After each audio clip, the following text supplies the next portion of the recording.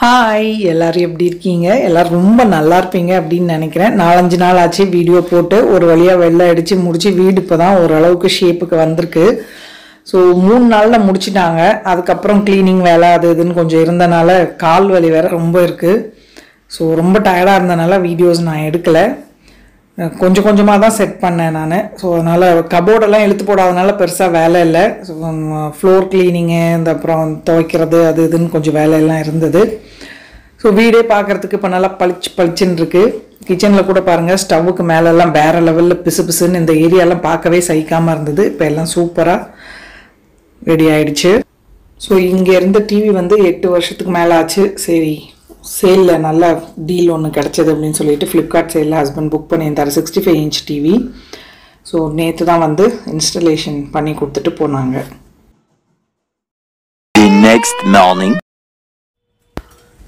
இது Wednesday morning கொஞ்சம் சீக்கிரமாகவே எழுந்திட்டேன். ஹஸ்பண்ட் வந்து வெளியே போக வேண்டியிருக்கு அப்படின்னாரு. அதனால் அவருக்கு தோசை சுட்டு கொடுத்துட்டு அவர் கிளம்பி போயாச்சு. சரி, நம்மளும் சீக்கிரமாகவே சாப்பிட்றலாம். நார்மலாக எந்திரிக்கிறதே 8:30 மேலே தான் எந்திரிப்பேன். இப்போ மணி 8:30 தான் ஆகுது. பிரேக்ஃபாஸ்ட் சாப்பிட்டுட்டு மகாராஜா மூவி திரும்பியும் செகண்ட் டைம் பார்க்கலாம் அப்படின்னு பிளான் பண்ணியிருக்கேன். பெரிய ஸ்க்ரீனில் பார்க்கலாம் அப்படின்னுட்டு இன்றைக்கி. ஸோ கடகடன் நான் தோசை சுட்டு எடுத்துகிட்டு போக போகிறேன். இன்றைக்கி வந்து நான் மட்டும்தான் இருக்கேன், அதனால் லஞ்ச் வேலையும் இல்லை, எனக்கு மட்டும்தான் செய்யணும். ஸோ கடகடன் தோசை சுட்டு எடுத்துகிட்டு போயிட்டு படம் பார்க்கலான் இருக்கேன். சிட்டு டெட்டுக்குமே கூட சாப்பாடு கொடுத்துட்டேன். அவங்களுக்கு சிக்கன் வாங்கிட்டு வந்திருந்தேன், அவங்களுக்கு மட்டும் கொடுக்கறதுக்காக கொஞ்சம் வேக வச்சுருந்தேன்னா. ஸோ அதனால் கடகடன் காலையில் சீக்கிரம் அவங்களும் சாப்பிட்டாச்சு. எனக்கு முந்தின நாள் வச்சுருந்த முருங்கைக்காய் குழம்பு வச்சுருந்தேன். ஸோ சட்னிலாம் ஒன்றும் அரைக்கலை. அதனால் பாருங்கள் வந்து இது பண்ண வேண்டியதான். எனக்கு முன்னாடியே சிட்டு வந்து சோஃபாவில் செட்டில் ஆகிட்டாங்க சாப்பிட்டுட்டு. காலையில் ஹஸ்பண்ட் வாக்கிங் எல்லாம் போயிட்டு கொண்டு வந்து விட்டுட்டு தான் போனார் சாப்பிட்டுட்டு. ஸோ மகாராஜா மூவி சூப்பராக இருந்தது. அதே டைரக்டரோட இன்னொரு மூவியுமே கூட நான் பார்த்தேன், குரங்கு பொம்மை அப்படின்னு சொல்லிட்டு 2017 ரிலீஸ் ஆன படம். கட்டாயமாக பாருங்கள், சூப்பராக இருக்கும். மகாராஜாவும் ரொம்ப பிடிச்சிருந்தது. அதே மாதிரி அந்த குரங்கு பொம்மை மூவியுமே கூட சூப்பராக இருந்தது. எனக்கு 2 படத்துலையுமே கிளைமேக்ஸ் வந்து ரொம்ப பிடிச்சிருந்தது. ரியல் லைஃப்லேயுமே கூட அந்த குரங்கு பொம்மையில் இருக்க மாதிரி இதெல்லாம் கிளைமேக்ஸ் மாதிரி தண்டனைலாம் கொடுத்தா நிறைய குற்றங்கள்லாம் குறையும். ஸோ கட்டாயமாக அந்த மூவியுமே போய் பாருங்கள். அது ஜீ இதில் இருக்குதுன்னு நினைக்கிறேன். ஸோ பாரதி ராஜாலாம் நடிச்சிருக்காரு. படம் வந்து சூப்பராக இருந்தது. கட்டாயமாக பாருங்கள். பார்த்துட்டு பார்த்தீங்களான்னு சொல்லிட்டு எனக்கு கமெண்ட்டில் சொல்லுங்கள். படம் பார்த்து முடிச்சுட்டு அப்படியே நல்லா படுத்து தூங்கிட்டேன். மணி 2 மணி ஆகுது. சிட்டு என் கூட படுத்துருந்தான். டெட் எங்கேயோ கடல் கடியில் போய் செட்டில் ஆகிட்டான் போல். ஸோ லஞ்சுக்கு பார்த்தீங்கன்னா இன்றைக்கி சிம்பிளாக 1 பாட் ரசம் ரைஸ். எனக்கு மட்டும்தானே, பக்கோடா உருளைக்கிழங்கு சிப்ஸ் எல்லாம் இருந்தது. கால்வலி ரொம்ப இருக்கனால இன்றைக்கி ஃபுல்லுமே ரெஸ்ட் எடுக்கலாம் அப்படின்ட்டு ரொம்ப நடக்கலை. நேற்றெல்லாம் வேறு லெவலில் கால்வலி இருந்தது. ஸோ ரசம் ரைஸ்க்கு எந்த கப்பில் அரிசி எடுக்கிறோமோ அதே அளவில் 1/4 கப்பு, 1 கப்பு அரிசி அப்படின்னா 1/4 கப் அளவுக்கு பருப்பு. நான் வந்து இன்றைக்கி துவரம்பருப்பு பாசிப்பருப்பு 2ம் மிக்ஸ் பண்ணி சேர்க்குறேன். ஸோ 1/2 கப்பு தான் எடுத்திருக்கேன் ஒரு ஆளுக்கு அப்படிங்கிறனால. நீங்கள் அளக்கிறது வந்து எந்த கப்புனாலுமே 1 கப்புக்கு 1/4 கப் அளவுக்கு பருப்பு சேர்த்தா போதும். நல்லா அலசி எடுத்துகிட்டு எலக்ட்ரிக் குக்கரில் தான் இன்றைக்கி பண்ணலான் இருக்கேன். ரைஸ் குக்கரில் பண்ண போகிறேன், நார்மல் ரைஸ் குக்கரில். ஸோ இந்த கபோர்ட்ஸ் எல்லாம் வந்து க்ளீன் பண்ணணும். வெள்ளை மட்டும் அடிச்சிருக்கேன். கிச்சன் கபோர்ட்ஸ் எல்லாம் எதுவுமே ஷெல்ஃப் எல்லாம் துடைக்கல, ரொம்ப நாள் பெண்டிங். இந்த கால்வலி கை வலினால கொஞ்சம் வேலையெல்லாம் அப்படியே நிற்குது. எப்போ மூடு வரும்னு தெரியல. ஸோ அதுவுமே கூட செய்யணும் அப்படின்னு நினைக்கிறேன். இப்போது ரசம் சாதத்துக்கு தேவையானதெல்லாம் எடுத்துக்கலாம். பச்சை மிளகா, தக்காளி இதெல்லாம் ஈஸியாக முடிஞ்சிடும். வச்சு விட்டுட்டு திரும்பியுமே போய் டிவி தான் பார்க்க போகிறேன். ஸோ இன்றைக்கி ஃபுல் டே ரெஸ்ட் டே எனக்கு ஆக்சுவலாக. அதனால் சமையலும் ஒன்றும் பெருசாக இல்லை, எனக்கு மட்டும்தானே, அதனால் சிம்பிளாக பண்ணிடலாம் அப்படின்ட்டு.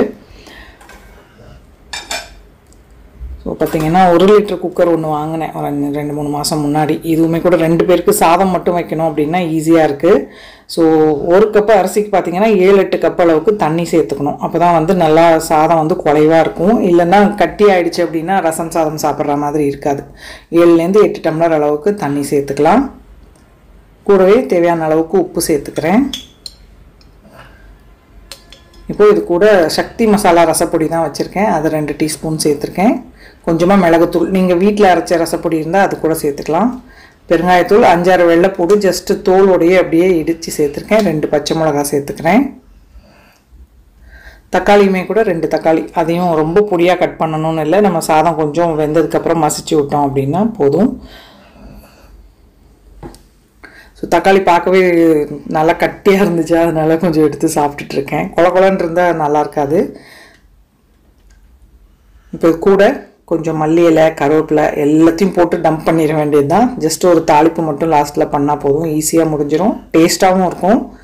இது கூட உருளைக்கிழங்கு ஃப்ரை இருந்தாலுமே கூட சூப்பராக இருக்கும். ஆனால் என்கிட்ட சிப்ஸு பக்கோடாலாம் வாங்கி கொடுத்துருந்தாரா, சரி அதை காலி பண்ணணும், பக்கோடாலாம் 2-3 நாள் வச்சா நல்லா இருக்காது.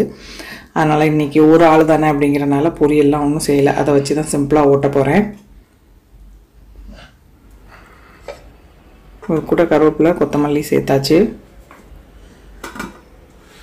ஆன் பண்ணி விட்டுட்டோன்னா தன்னால் வெந்ததுக்கப்புறம் முடிஞ்சிடும்.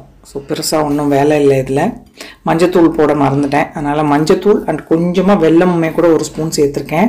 புளி பார்த்திங்கன்னா நமக்கு இது நல்லா 3/4 பதம் வெந்ததுக்கப்புறமா லாஸ்ட்டில் கரைச்சி ஊற்றினா போதும். உங்களுக்கு இல்லைன்னா லெமன் பிடிக்கும் அப்படின்னா நீங்கள் லெமன் கூட பிழிஞ்சு விட்டுக்கலாம். சிட்டு பாருங்கள் அதே இடத்துல செட்டில் ஆகிருக்கான். அடுத்து ஏதோ ஒரு படம் ஒன்று ஆஸ்திரேலியாவிலே எடுத்திருந்தாங்க, படம் பேர் ஞாபகம் இல்லை எனக்கு. ஸோ அந்த படம் உட்காந்து பார்த்துட்டு இருந்தேன். பெரிய ஹீரோஸ் நடித்த படத்தை விட இந்த மாதிரி ஏதாவது குட்டி குட்டி டைரக்டர்ஸ் எடுத்தது எல்லாம் ஸ்டோரி எல்லாம் சூப்பராகவே இருக்குது.